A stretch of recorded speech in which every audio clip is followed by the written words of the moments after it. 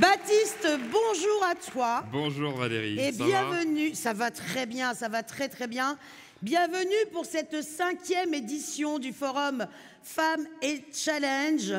Une 5e édition qui a pour titre Petit projet deviendra grand. Tout à fait, Baptiste, vous avez très bien révisé, bravo. Et nous sommes fiers quand même, parce que c'est une 5e édition qui a lieu à Caen, hein, quand même, dans notre belle ville de Caen, une ville quand même célèbre, parce que Guillaume. Pour plein de belles choses. Ah, ouais. parce que Guillaume le Conquérant, une ville quand même conquérante. Baptiste, un petit mot de présentation de toi. Bonjour tout le monde, moi je m'appelle Baptiste Amin, voilà, je suis entrepreneur normand, le local de l'étape. J'ai créé la première entreprise qui a fonctionné, s'appelle Feezer, c'est une application de carte postale qu'on a revendue. C'est une très belle aventure de copains qui a duré 7-8 ans et qu'on a revendue. Avec ma femme, on a relancé il y a 3 ans une nouvelle entreprise qui s'appelle Pimpan, avec pour objectif d'essayer de faire un petit peu mieux pour la prochaine génération en améliorant notre façon de consommer dans la maison, avec des produits rechargeables du quotidien. Voilà, on essaye de limiter un petit peu le plastique et on essaye de faire cette transition-là dans le plaisir. Voilà. Bravo, bravo pour cette initiative. Et toi Valérie, qui se cache derrière cette maître de cérémonie? Voilà, derrière ce petit bout de femme. Eh bien moi je suis Valérie, donc comédienne et improvisatrice dans la troupe Assaut Macédoine, qui est une troupe qui a 26 ans, qui est de Caen. Voilà, et je n'ai pas d'entreprise, mais les valeurs de l'improvisation se croisent parfaitement avec l'entrepreneuriat, d'où ma présence. Et je suis ici pour me challenger, parce que quand on improvise, on se challenge. C'est ça. Il serait peut-être temps de lancer justement la première conférence du jour. Mais regard croisé, viser le zénith. Donc je vous remercie. C'est exactement. Il y a pas mal d'ambition pour cette première conférence. C'est vrai. Donc je vous remercie d'accueillir Isabelle Herman, directrice générale de KFC France, qui nous parlera challenge, résilience et esprit d'équipe. Très bien. Et je vous remercie aussi d'accueillir Stéphane Bordier, dirigeant de Influence Territoriale et responsable territorial du Havre CMA Normandie. Un passionné et un découvreur de talent, ce Stéphane. Incroyable. Et pour compléter, Sylvie Bondil, propriétaire des glaces Moustache, un vent de liberté et de résilience qui nous vient tout droit de chez nos amis bretons. Très bien, et Baptiste, il y aura donc une modératrice pendant cette conférence, Caroline Quesnay, qui est dirigeante de l'agence de communication Live Belle Parole. Très bien, mesdames et messieurs, est-ce que vous êtes en forme pour applaudir cette première conférence? Allez.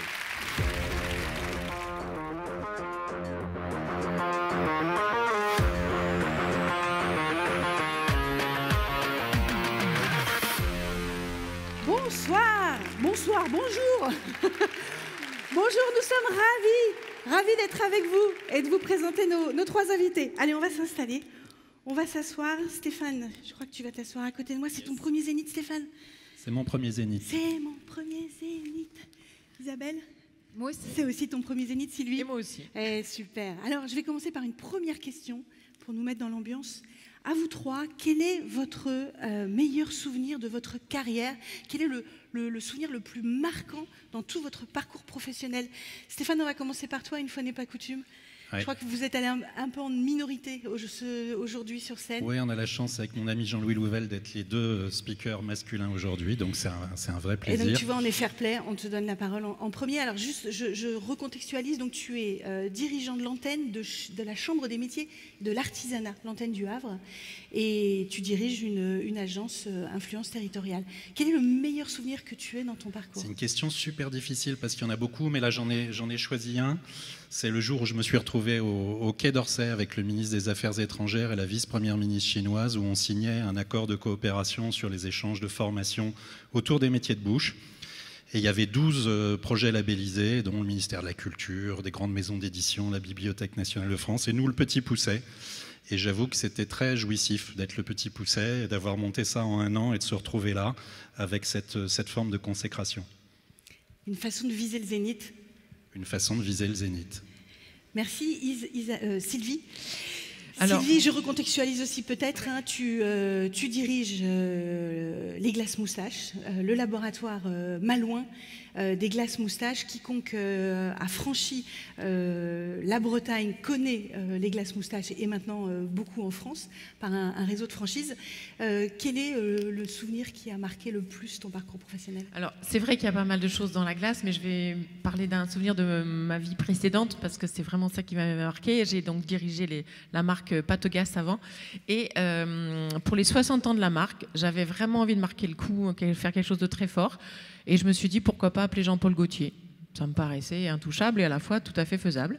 Et en fait, je lui ai fait un courrier, je me souviendrai toujours, sur mon lit, j'écrivais, je lui ai envoyé un courrier, il m'a appelé, il m'a reçu, et on a fait un super partenariat avec la Patogas d'origine et son t-shirt. Et on en a fait un clip vidéo hyper rigolo, d'ailleurs, qu'on peut toujours trouver sur YouTube, sur le Lavomatic.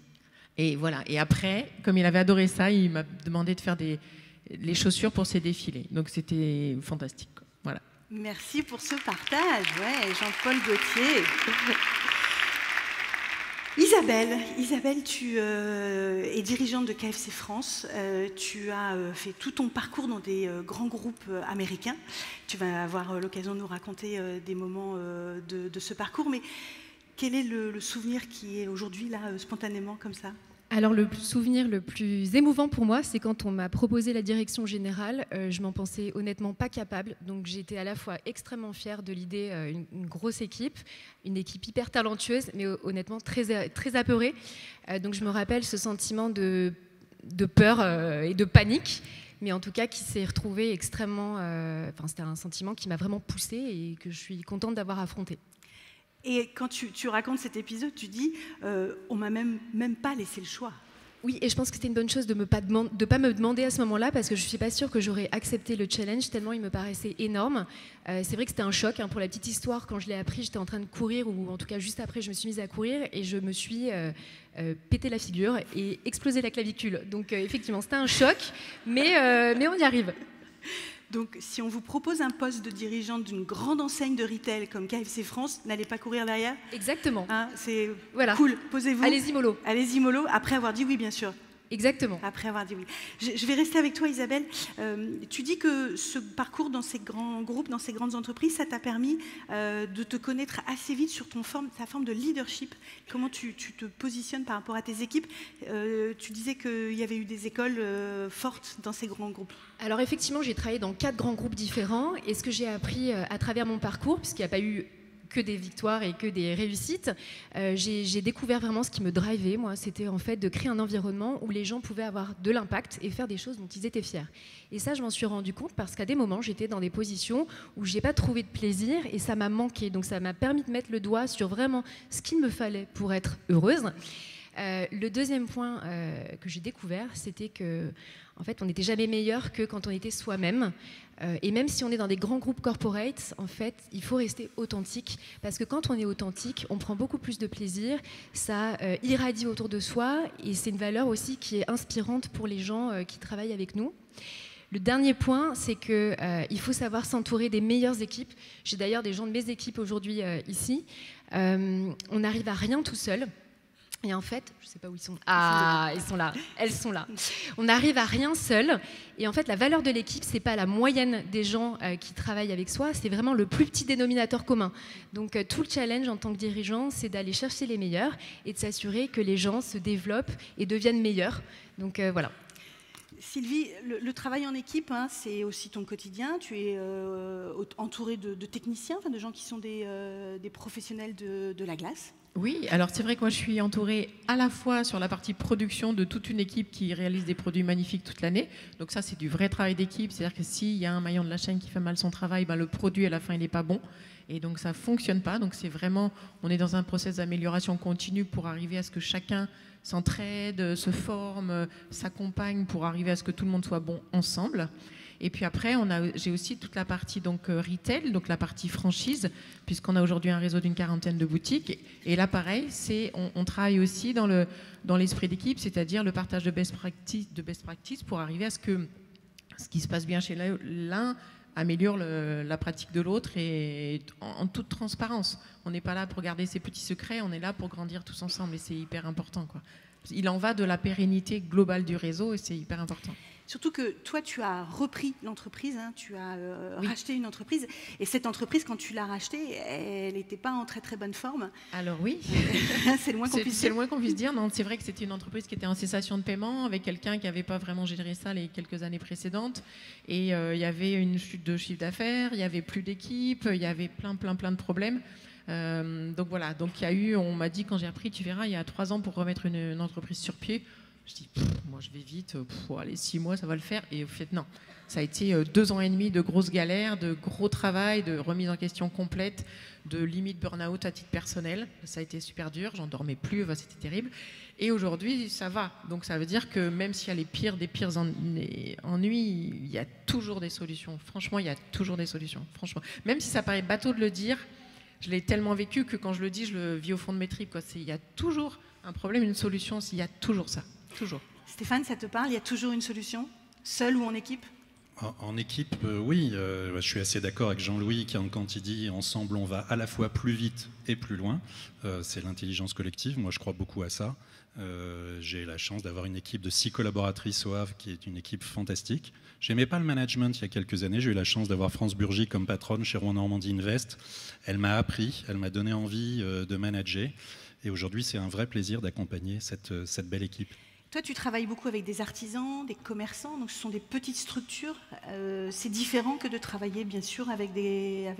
Comment toi, tu te positionnes par rapport à ça? L'accompagnement n'est pas le même parce qu'effectivement, Sylvie en a parlé un petit peu, mais quand on est chef d'entreprise d'une TPE, on est un peu polytechnicien, on doit tout faire.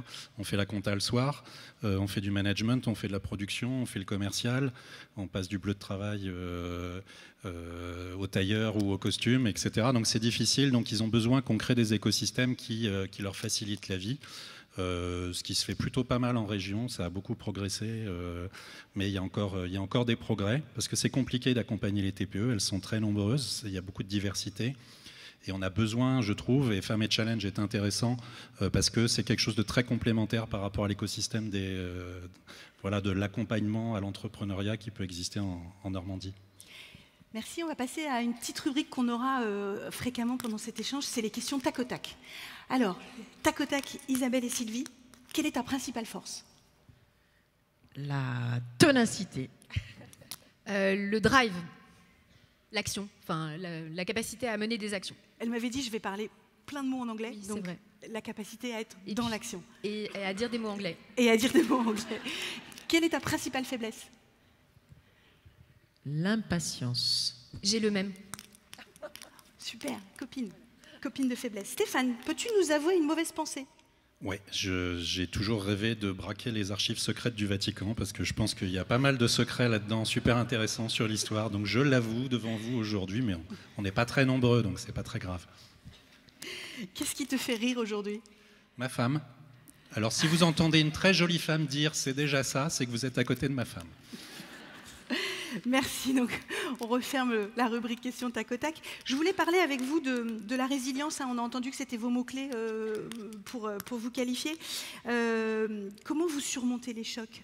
Isabelle, tu diriges KFC France depuis quoi? 18 mois, hein, et là tu te prends une volée de bois vert de partout.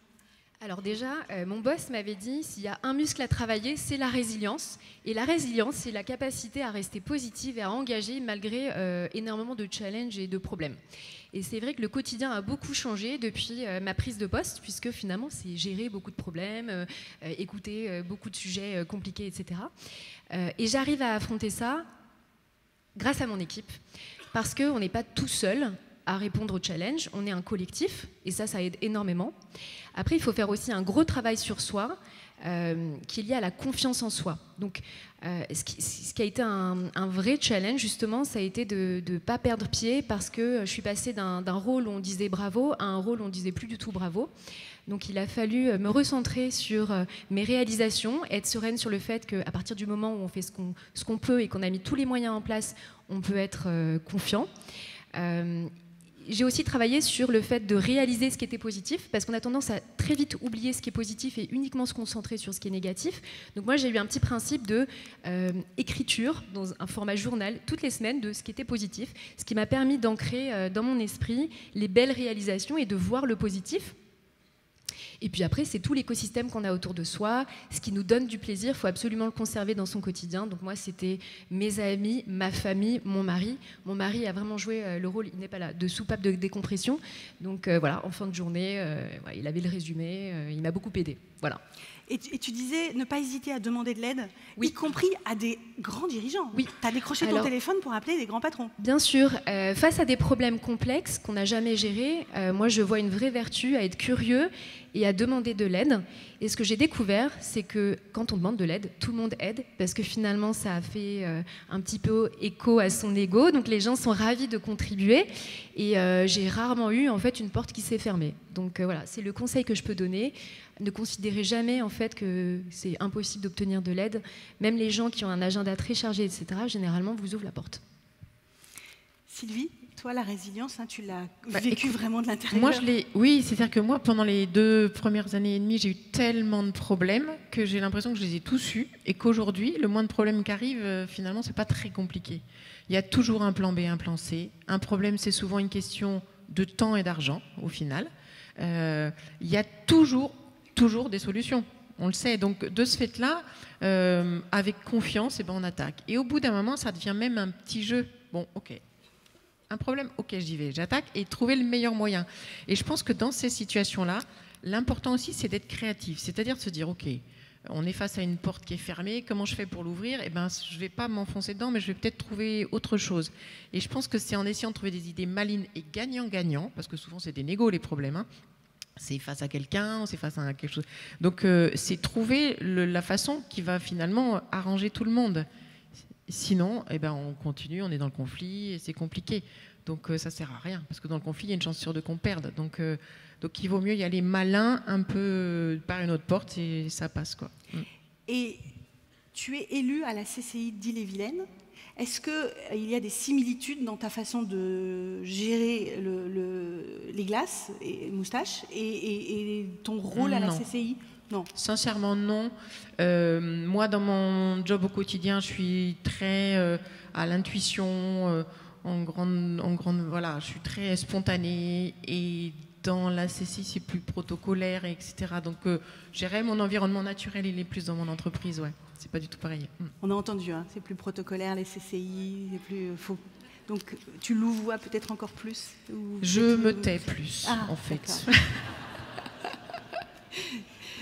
Stéphane, des exemples de résilience ou de moments dans ton parcours où il a fallu affronter les chocs? On n'est jamais bien préparé, je trouve, ou pas suffisamment. C'est des choses qu'on n'apprend pas à l'école, pas toujours dans nos familles. Et je trouve qu'on a progressé là-dessus. C'est important qu'on puisse avoir de la formation, de l'accompagnement, du coaching, parce que c'est quelque chose sur lequel je trouve qu'on n'est pas très bon. D'abord parce qu'on est dans des modèles de performance un peu violentes, un peu viriles, qui, moi, ne me satisfont pas, et qu'on mesure la performance à la force. Et du coup, on nous dit... les émotions, on les laisse à l'entrée de la porte de l'entreprise, etc., ce qui n'est pas toujours une bonne chose. Je vous renvoie à un très très beau post de Christine Rioux, de Rio Glass, qu'elle a écrit sur LinkedIn là-dessus il y a quelques temps. Donc c'est important aussi de pouvoir s'écouter, avoir un peu d'introspection pour bien rebondir dans des moments un petit peu compliqués.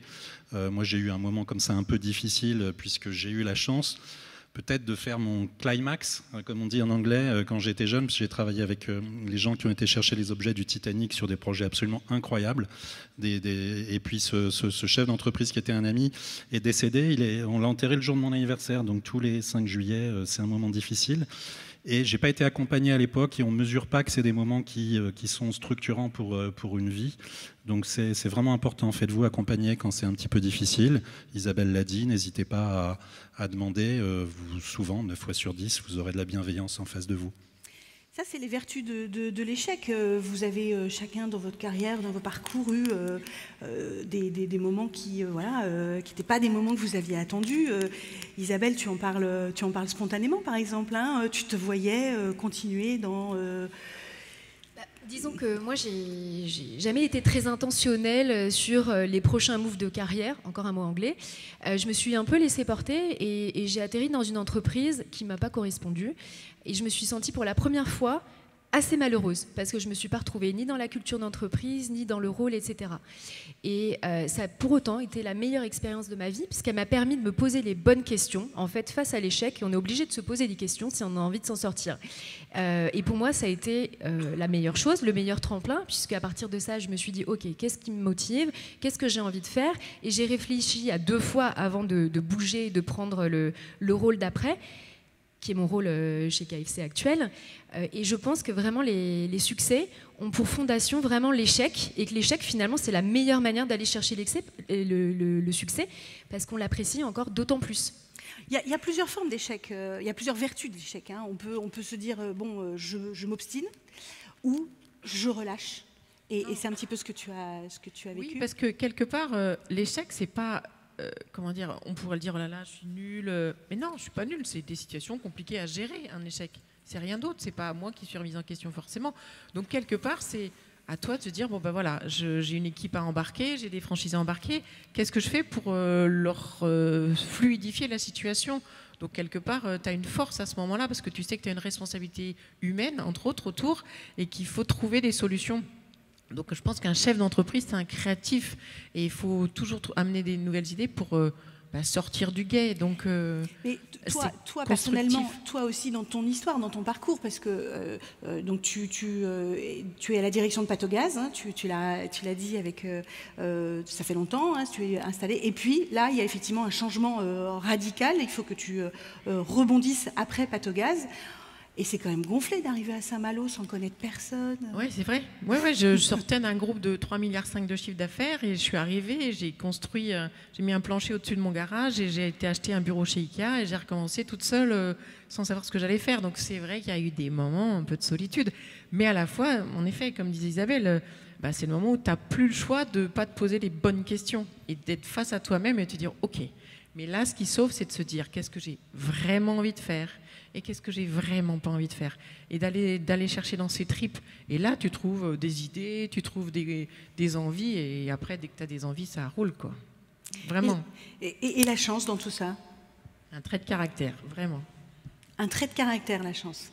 Moi, je ne crois pas vraiment à la chance. Bon, il y a des situations plus faciles que d'autres, mais la chance, on va la chercher. Stéphane? Moi, je crois pas au hasard. C'est le même mot, chance, c'est hasard en anglais. Donc, même si Olivier Lino, qui doit être là, va nous dire que c'est de la biologie ou la chimie, ou de la chimie, c'est de la chimie du cerveau. Voilà, du cerveau. Non, moi, je crois à des choses un peu plus spirituelles, et aux synchronicités, et à la loi de l'attraction, et à ce genre de choses. Tu peux aller plus loin?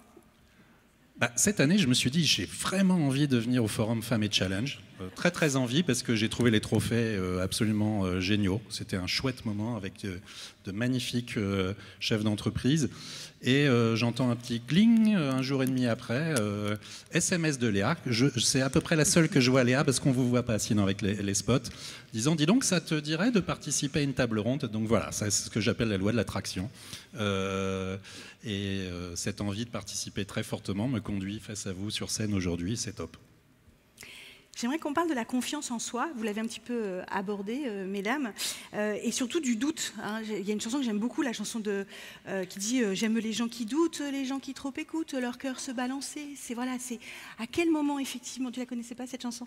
C'est une chanson d'Anne Sylvestre qui est vraiment une très belle chanson sur le doute.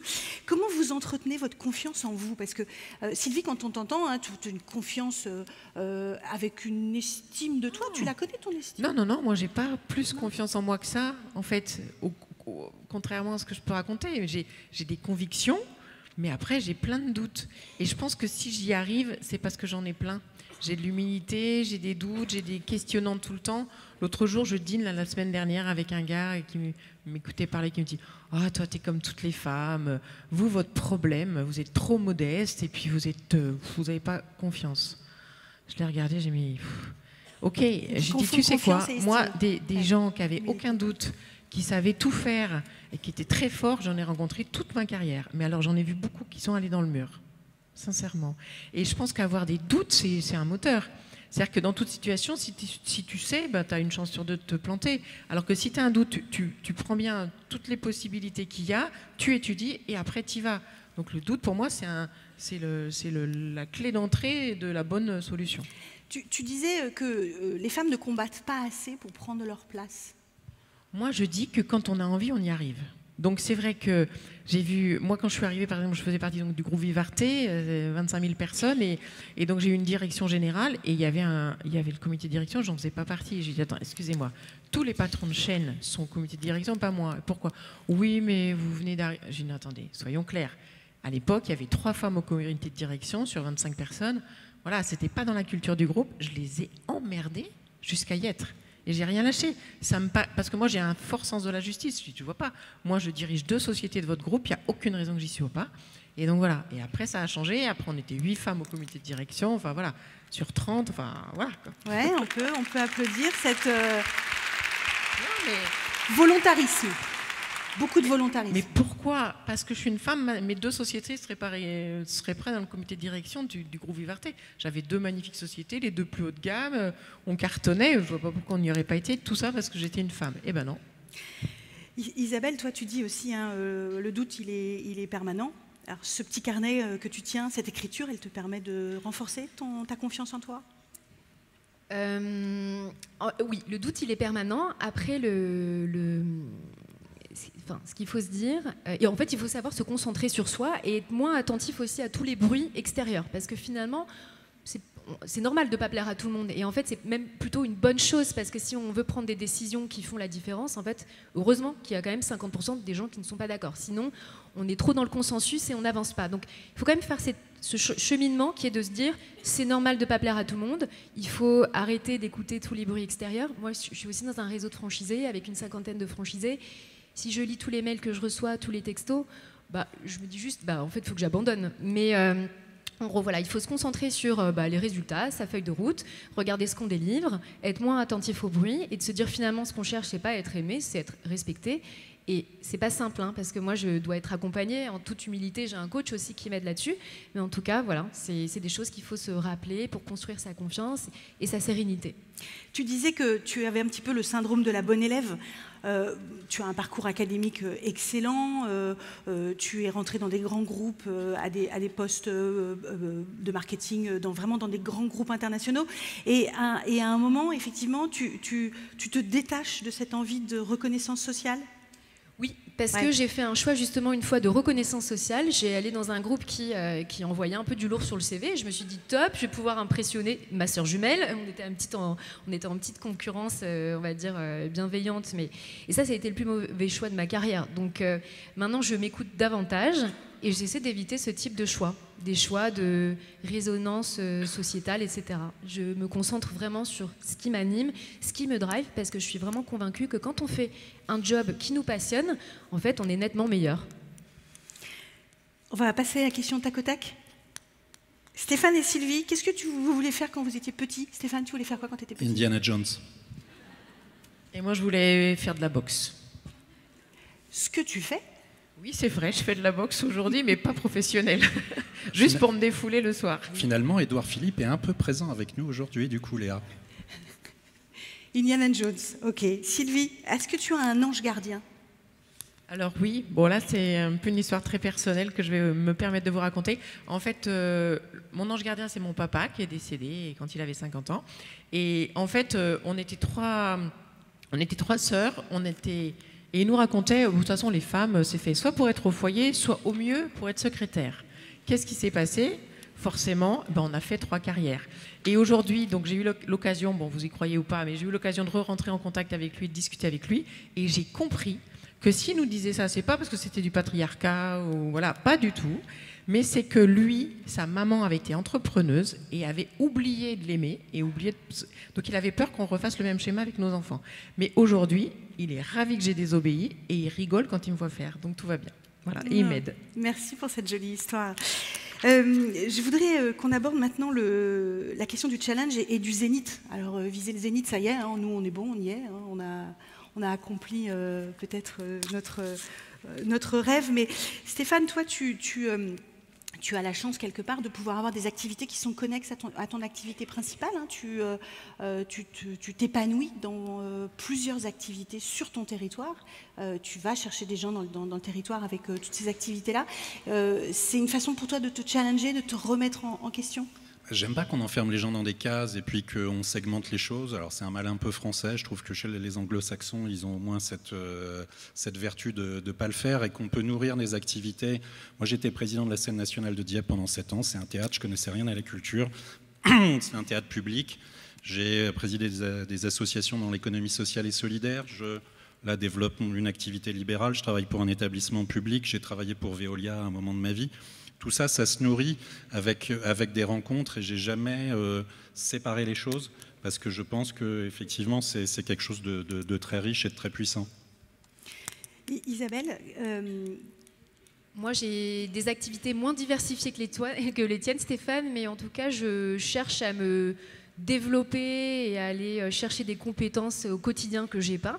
Donc j'ai cette vraie logique de sortir de ma zone de confort pour continuer à apprendre et continuer à trouver des nouveaux enjeux et voilà. Mais comment on se challenge quand on est salarié dirigeant? On est plus contraint qu'un entrepreneur. Quel conseil tu peux donner à des gens qui sont dans la salle et qui sont dans des postures de dirigeants? Je peux vous dire que mes équipes ont quand même l'impression d'être bien challengées et d'avoir quand même des rôles entrepreneurs, même au sein d'une grande structure. Finalement, on a une grande liberté, une grande autonomie dans une structure corporate. La différence, c'est qu'on n'a pas mis nos billes financières dans l'entreprise, qui est aussi une prise de risque moindre, mais on nous donne aussi le permis de tester, de faire des choses. On travaille dans une industrie qui est très innovante, qui est très compétitive, donc on a le droit et en fait on a le devoir d'entreprendre. Et tu peux nous donner un exemple? On en a plein en fait. Une ouverture d'un magasin, par exemple nos restaurants, je ne sais pas si les gens sont déjà allés chez KFC. Oui, voilà. En fait, c'est des restaurants très digitalisés. On a des bornes de commande, on a des drives, du click and collect, de la livraison à domicile. Donc, tout ça, ça évolue. Donc, on est en train de tester des nouveaux canaux de vente, des nouveaux formats de restaurants, plus petits, plus hybrides. Donc, il y a beaucoup d'innovations autour du point de vente, autour de l'expérience client, autour du marketing, des produits. Donc, voilà. Donc, challenger. Isabelle, tu viens de remporter... Sylvie, pardon. Tu viens de remporter un prix. Ça, c'est challengeant. Tu viens de remporter le prix de la forêt noire, la glace à la forêt noire. Oui, tout à fait. On a un metteur au point de glace, Gérard Sanchez, qui est un homme fantastique, tellement passionné qu'il n'a jamais eu le temps d'aller faire meilleur ouvrier de France ou autre. Et quelque part, j'ai inscrit nos produits à un concours international à Lyon, cité culinaire. Quelque part pour nous, bien sûr, pour tous les franchisés, pour tout le monde, mais aussi pour lui. Parce que quelque part, là, pour lui, c'est une super reconnaissance. Donc, on a eu une médaille d'or au niveau international qui est fantastique. Forêt noire, en effet, super bon. Bon, j'ai pas amené de bac, je suis désolée. Ouais. On pourra pas goûter aujourd'hui, mais en tout cas, vous pouvez aller le goûter. Il y a Margot et Charlotte qui sont dans la salle, je sais pas où, qui donc ont le glacier moustache à Caen et qui vous le feront goûter si vous avez envie. Voilà. Et donc, oui, et c'était une très très belle reconnaissance pour 40 ans de passion pour la glace et j'étais ravie de pouvoir lui apporter ce prix-là, quoi. Et tu viens d'ouvrir aussi une franchise au Mont-Saint-Michel.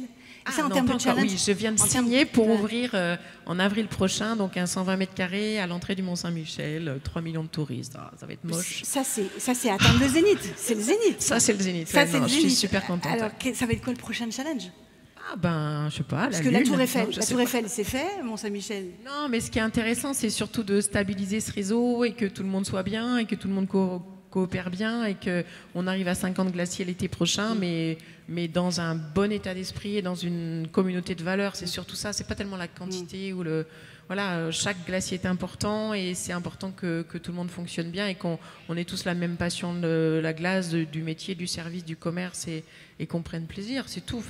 C'est ça la notion de plaisir. Stéphane, tu es accro aux sportifs parce qu'ils sont passionnés et pour toi c'est accro aux sportifs. Je sais pas qui t'a dit ça. Pas vraiment. Je suis accro aux gens qui ont des talents et on parlait du Zénith. Moi, j'adore les artisans d'art, j'adore les artisans des métiers de bouche. Sylvie en parlait.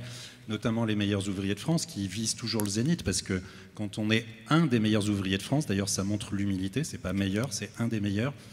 C'est un peu comme si on est champion olympique, donc c'est énormément de travail de préparation, c'est beaucoup d'abnégation, c'est viser l'excellence, c'est tous les jours parfaire son œuvre, son chef-d'œuvre, toute sa vie.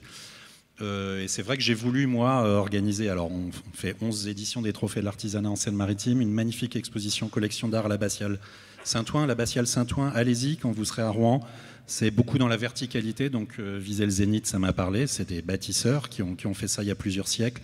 Et l'idée, c'est que ce soit un écrin pour mettre en valeur et mettre en avant ces gens qui font la richesse et la singularité de notre pays, notamment à l'international, parce que c'est de ça dont on parle quand on va à l'international, quand on parle de la France. C'est la France des talents et des savoir-faire. Isabelle, une chose essentielle transmise par tes parents ou par tes pères? Le goût du travail. J'ai un père qui était très travailleur. Je force pas non plus les gens à travailler à outrance, hein, mais en tout cas, le goût de l'effort et le goût du travail m'a été transmis par ma famille. Par tes pères. Sylvie, et l'amour dans tout ça? Ça donne des ailes, et c'est vrai que quand on se sent bien, parce que l'amour c'est dans le sens large, c'est aussi bien son conjoint que aimer son équipe, aimer rencontrer des gens, aimer partager, enfin c'est dans ce sens-là. Et je pense que c'est le mot essentiel de la vie, vraiment quoi. C'est la notion la plus forte de la vie. C'est l'énergie la plus importante, gratuite et universelle sur cette planète. On a juste beaucoup de mal à la mettre en œuvre pour que ce soit l'énergie principale par rapport aux énergies fossiles, mais pour décarboner, plus d'amour sûrement, oui. Pour décarboner, plus d'amour, ça serait la punchline de la journée. Isabelle? Je ne peux qu'être d'accord. D'accord. Et qu'est-ce qui te ferait ou qu'est-ce qui va te faire manquer la chorale de fin d'année de ton petit dernier? Alors, la seule chose, c'est un événement sportif auquel j'ai inscrit mon mari pour nos 10 ans de mariage, qui est le semi-marathon des sables, qui a été reporté déjà une fois et que là, que je me suis engagée à faire. Voilà, c'est tout. Et ça tombe sur la chorale du petit dernier? Ça pourrait Probablement. tomber sur la Oui, chorale a priori, du petit oui. dernier. Enfin, sur le spectacle de danse. Sur ton écran de smartphone, on trouve la photo de tes enfants, ton amoureux? Mes enfants. De tes enfants. Stéphane, un conseil de lecture? L'Insolence des miracles de Didier Van Kovlart, lisez ça, c'est absolument magnifique. Je vous le conseille, allez dans vos librairies indépendantes pour l'acheter. Sylvie, en gendre idéal, tu préfères Thomas Pesquet ou Gabriel Attal? Thomas Pesquet. Et en tati idéal, Simone Veil ou Gisèle Halimi? Simone Veil. Simone Veil. Ouais.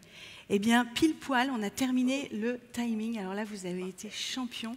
Et maintenant, la parole est à vous. Merci beaucoup Caroline, merci à tous. Donc, s'il y a des questions dans le public, vous levez bien haut vos mains et je vous rejoins. Allez, on se lance, c'est la première de la journée. Oui, bravo. Bravo, quel courage, bravo. On approche bien le micro en dessous de la bouche. Bonjour, déjà merci beaucoup pour tout ce qu'on a écouté, c'est vraiment fabuleux. Moi sur l'impatience que vous avez cité comme faiblesse qu'on peut avoir, du coup comment vous contrez ça? C'est quoi les axes d'amélioration que vous mettez en face? Ouais, c'est pas facile. C'est pas facile. Exemple, j'en suis à mon 7e stage de points parce que je vais trop vite pour récupérer. Enfin, donc j'ai toujours pas encore compris comment contrer mon impatience et je crois que j'ai pas vraiment envie de la contrer non plus, en fait. Donc je sais pas répondre. Mais Isabelle, qu'est-ce que tu dis? Alors moi j'ai une personne de mon équipe qui s'appelle Sarah qui m'a fait passer un feedback récemment qui m'a dit Isabelle, tu as tellement plein d'idées, tu les envoies un peu rapidement, peut-être que c'est bien de prendre un petit temps avant de pousser. Et c'est vrai que ça m'a beaucoup aidé parce que quand j'ai envie de faire un truc rapidement, quand j'ai envie de donner une idée, maintenant je l'écris mais je l'envoie pas tout de suite. Je me dis si c'est vraiment super important, super urgent, ce sera fait, mais peut-être qu'il faut marquer un petit temps d'arrêt avant de pousser. Très bien, merci. Est-ce que nous avons le temps pour une deuxième question, Baptiste? Et oui, ça sera la dernière question. Très bien. Alors, une deuxième et dernière question. Allez-y, n'hésitez pas. En attendant cette question, précisons aussi que Sylvie fait du trail. Tu es très sportive et donc ça aide à peut-être à calmer. Oui, à détendre et à se dire que tout le monde n'est pas au même rythme et qu'il faut des fois se mettre au rythme de l'autre pour mieux comprendre la problématique ou la façon de faire de l'autre. Ouais. Donc c'est ça qui pourrait me pousser en effet à calmer le jeu. Ouais. Alors moi j'ai une question à la fois pour Isabelle et Stéphane. Vous parliez de bien savoir s'entourer, Isabelle. Stéphane, comment repérer les talents. Mais vous n'avez pas expliqué, parce que je pense que c'est un sujet aussi, savoir bien recruter, savoir fidéliser quand on est entrepreneur. Donc comment vous faites pour repérer les bonnes personnes? C'est quoi vos trucs? Vaste sujet. C'est la très jolie dame qui a dit c'est déjà ça. J'en profite pour dire effectivement que Adeline a créé un concept et on va essayer de développer cette communauté des nounours éclairés. repérer des nounours éclairés, c'est bien. C'est des gens qui effectivement assument leur sensibilité, qui assument leur plénitude et essayer de voilà. En tout cas, moi, c'est un choix par goût. Je ne vais pas dire que c'est le modèle, mais de m'entourer de gens avec qui effectivement j'ai une communauté de valeurs qui expriment des choses et des valeurs qui sont en accord avec le monde dans lequel j'ai envie de vivre et dans lequel j'ai envie que mes enfants grandissent. Donc c'est pas très rationnel tout ça, c'est plein de signaux faibles. Il faudrait que je prenne le temps d'écrire un petit peu tout ça sur les méthodologies en tout cas. Moi je dirais qu'il y a un élément qui est important dans les processus de recrutement, c'est la magie, c'est le feu, c'est des choses qu'on ressent de l'ordre émotionnel et c'est l'intuition. Après, il y a un aspect de diversité aussi au sein d'une équipe. Il faut que la personne elle amène quelque chose qui soit complémentaire à l'équipe. Et puis un processus de recrutement, c'est aussi une prise de risque et c'est pas très rationnel. Et on a besoin d'un avis, de plusieurs avis. Et j'ai une super DRH qui est là aussi. Et généralement, on est associés dans ce processus-là et on partage nos retours et nos impressions sur les candidats. Et généralement, on est plutôt alignés. En tout cas, on a fait des bons choix. Merci beaucoup, merci infiniment à vous trois de vous être prêtés à ce jeu. Merci Sylvie. Merci. On va les poser là. Eh ben, merci beaucoup pour cet échange. C'était vraiment...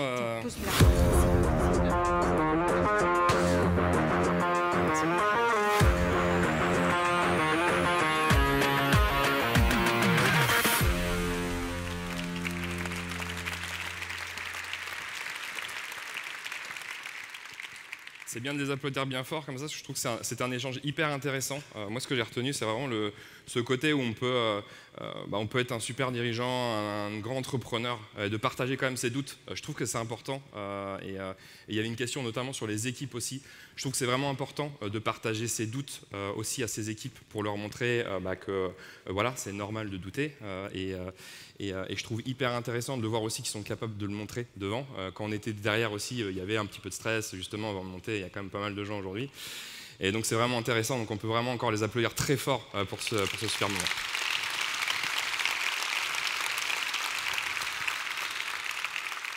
Je suis très heureux de vous annoncer la prochaine personne qui va monter sur scène. Moi, je la vois agir au quotidien en tant que maire de Dozulé.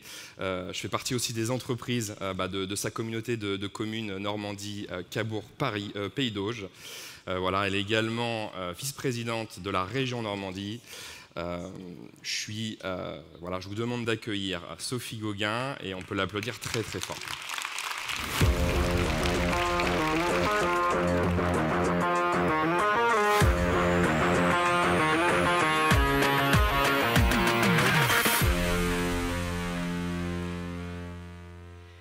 Bonjour à toutes et à tous. Léa, j'aurais dû venir en moto.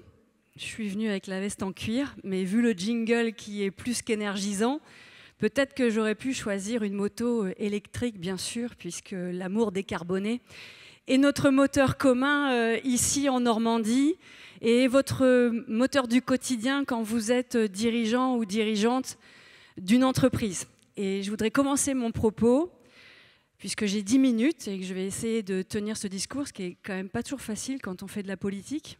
Mais je crois qu'on peut avoir aussi cette humilité et ce talent de se fixer des objectifs de temps et de dire l'essentiel. Et ce que je voulais vous dire pour démarrer, c'est que vous avez mon profond respect et ma gratitude pour l'énergie que vous mettez dans vos entreprises, quelle que soit leur taille, quel que soit votre secteur d'activité, quel que soit votre zénith à vous. Alors pour ça d'abord, merci.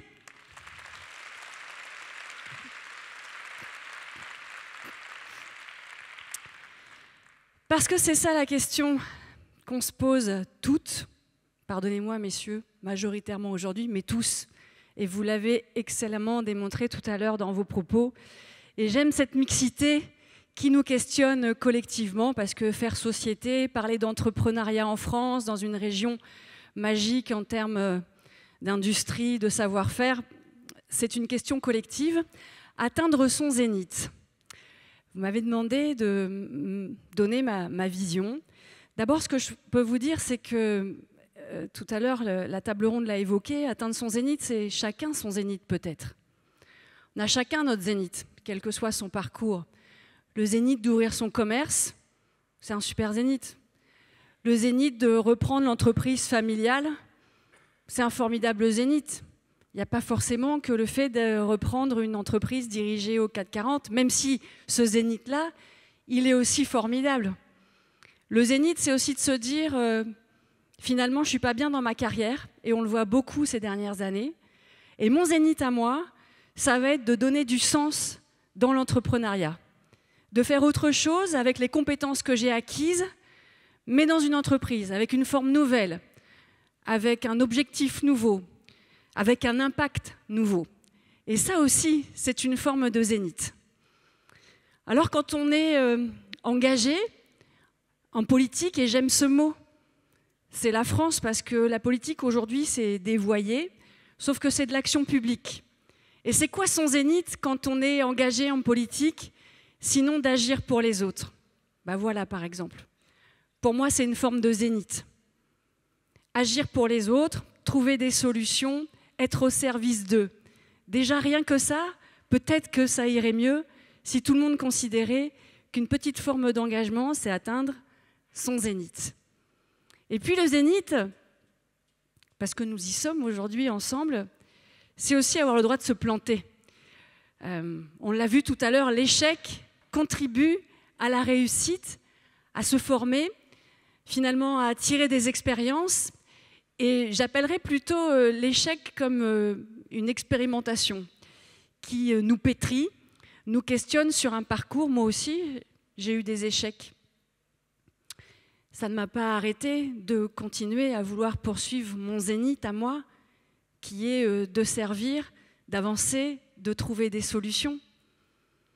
Chacun avec sa vision de l'ambition. Parce que l'ambition n'est pas un gros mot, puis d'abord c'est tellement un mot magnifique que c'est un mot féminin, qu'on a le droit de le revendiquer. Et cette ambition, elle prend des formes différentes. Un jour, un journaliste m'a dit assez durement, mais enfin, vraiment, est-ce que vous avez de l'ambition?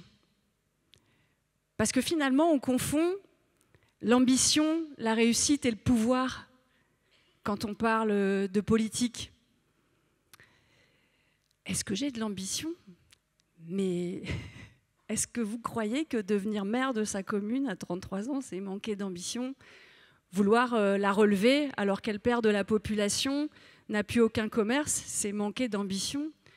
Est-ce que vous croyez que se battre pour devenir première vice-présidente d'une région et demander à s'occuper du développement économique parce que c'est un sujet auquel vous avez toujours eu envie de vous frotter, c'est manquer d'ambition? Et de justifier que c'est votre place, c'est manquer d'ambition?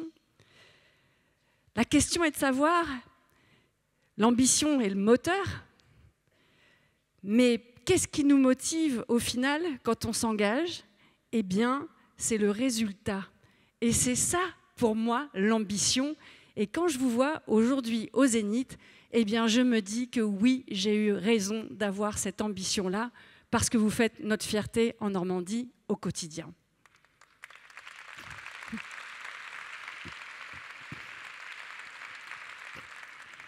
Léa, elle m'a dit, vas-y Sophie, dis les choses, parce que moi je te connais, et puis en fait on se connaît, puisque ça fait quand même 5 ans que j'ai le privilège de pouvoir venir auprès de vous. C'est la première fois que je le fais un peu en freestyle, puisque évidemment, entre la théorie et la pratique, là aussi il y a un univers. Non mais c'est vrai, c'est-à-dire on se dit, on est coaché, on se prépare, on a écrit des choses formidables, et puis tout d'un coup, en fait, il faut que vous soyez dans votre équipe.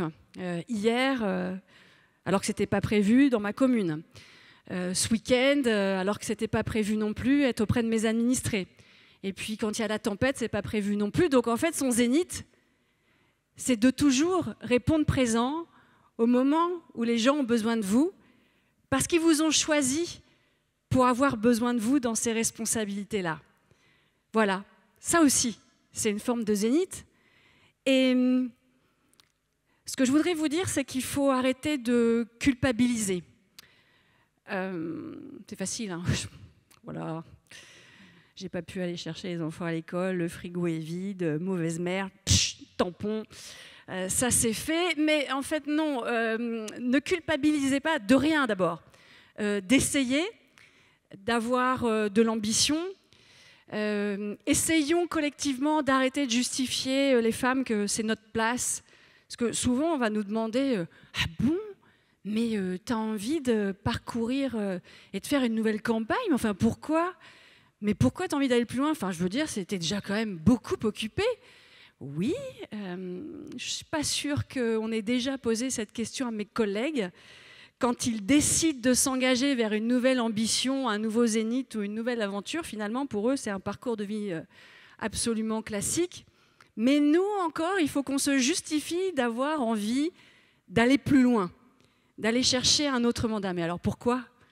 Parce que si c'est pour mettre notre compétence au service d'un territoire ou au service de son pays, mais pourquoi ? Donc, je vous invite, dans vos parcours d'entrepreneuses, d'entrepreneurs quand même un petit peu surtout, d'arrêter de vous justifier. Ne laissez personne vous faire croire que ça n'est pas votre place. Quand vous avez au fond de vous la définition de ce qu'est votre zénith, de porter votre ambition et de cultiver ce résultat parce que vous avez envie d'apporter aux autres, eh bien, je crois là qu'on a la définition de ce que nous sommes, c'est-à-dire des femmes engagées, positives et qui savent donner beaucoup de leur temps pour les autres et pour servir un projet, que ce soit dans son entreprise ou pour son pays. Je vous remercie. Vive les femmes et vive Femmes et Challenge.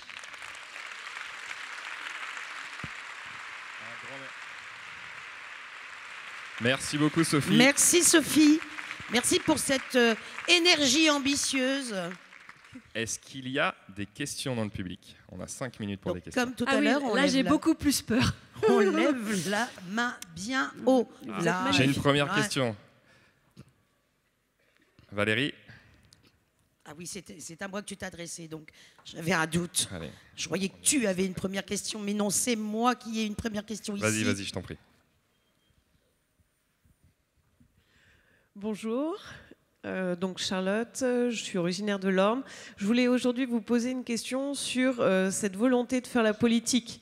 Est-ce qu'elle était en vous dès le départ ? Est-ce qu'elle est venue ? Si oui, pourquoi ? C'est pas toujours un milieu extrêmement bienveillant, c'est pas forcément une volonté d'enfant. Donc voilà, ce qui m'intéresse, c'est le moteur de votre vie d'aujourd'hui. Waouh! Bon, alors on va essayer de tenir le timing. En fait, je pense que j'ai toujours eu ça ancré en moi. Et le déclencheur, c'est la fac, l'université de droit à Caen. Avec ce sentiment, j'ai bien aimé tout à l'heure, moi j'aime la justice. Je ne supporte pas l'injustice. Et déjà à l'école, c'était quelque chose, je prenais la défense des copines, j'allais les défendre quand elles se faisaient attaquer dans la cour de récré. Le droit m'a construit sur cette notion de justice. Et finalement, de me dire qu'est-ce que je peux faire, moi, comme engagement. D'abord, je l'ai vécu pour m'engager pour un territoire. J'ai une formation d'aménagement du territoire. Mon truc, c'est de réfléchir aux synergies sur un territoire. Donc, je m'éclate dans ce que je fais aujourd'hui. Mais ce sens du service, d'aider et de justice, voilà. C'était ancré. Et ce sont mes amis à la fac qui m'ont dit « Non, mais enfin, je devais avoir 18 ans, 19 ans, mais tu feras de la politique, Sophie. » Et là, j'ai éclaté de rire. J'ai dit « Non, moi, je vais travailler dans un cabinet, je vais faire de l'aménagement du territoire, etc. » Et puis finalement, quand dans ma commune, tout ça s'est retrouvé chamboulé, il n'y avait personne pour être candidat. Et ce sont les anciens qui sont venus me chercher en disant « Mais on t'attend, vas-y. » Alors à l'époque, je travaillais pour Xavier Bertrand, j'avais déjà un gros travail au Parlement. Mais j'ai relevé le défi, voilà ça. Parce que je me suis dit « Mais oui, mais enfin, si tu dis qu'il faut faire des choses pour les autres, pour les territoires, bah, vas-y, fais-le maintenant. » Voilà. Merci. Merci. Merci. Est-ce que nous avons le temps pour une deuxième question, Baptiste ? Mais oui. Je confirme, c'est pas toujours bienveillant. Alors, on a le temps pour une deuxième question. Est-ce qu'il y a une deuxième question dans le public ? Si vous êtes tout là-haut. Je suis désolée. Ah, je vois une question. Je dois me lever. Petit moment sport de la journée. Allez, Baptiste, on croit en toi. Baptiste est un garçon formidable. J'ai la chance de l'avoir à 10 km. Voilà. Bonjour, je voulais savoir quel était votre passé familial, si vos parents étaient déjà dans la politique ou dans le domaine économique. Oui, non, alors mon père a failli... D'abord, quand je lui ai dit que j'arrêtais le droit privé pour faire du droit public, il m'a dit non mais n'importe quoi, fais une école de commerce. J'ai un côté Florence Foresti, vous ne le connaissez pas, mais faut que j'arrête parce que je peux vite continuer comme ça. Ça sera une reconversion dans ma vie plus tard. Parce que je vais pas m'arrêter. Non, mon père était catastrophé, pas du tout profession libérale. Bon, quand même le sens de l'entrepreneuriat. J'ai vite appris qu'il fallait avoir les bons outils pour bien travailler dans la vie. Mon grand-père était menuisier et je faisais mes devoirs dans son bureau, dans son atelier, vous savez, avec le petit papier millimétré bleu là, où je reproduisais ses plans. Je trouvais ça génial. Donc le sens du travail, oui, c'est sûr. Voilà. Mais alors la politique, pas du tout. Sauf que on m'a toujours appris à lire le journal tous les jours, à s'intéresser à l'actualité et à pas être étranger à son environnement. Savoir de quoi on parle dans le monde, je pense que ça a aiguisé en moi pas mal de curiosité et après avoir envie de s'engager. Et puis vous avez des rencontres après dans la vie.